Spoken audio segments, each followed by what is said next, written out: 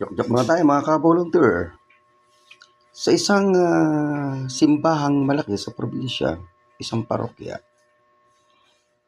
dumating yung panahon ng Ash Wednesday o yung paglalagay ng abo. Ang daming tao. Kaya tinawag nung koro paroko, yung monsignor, yung kanyang alala na isang pare. Sabi niya, nakikita mo ba kung gaano kadami ng mga tao na yan?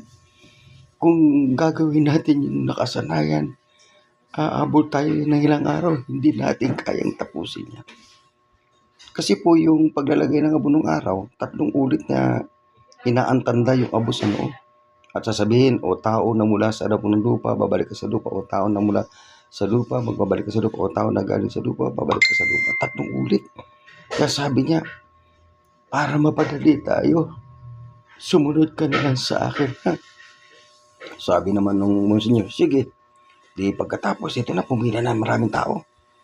Pag-cross ng abusan nung nauna sa unahan nila, sinabi niya, mamamatay ka rin, alis. Mamamatay ka rin, alis. Mamamatay ka.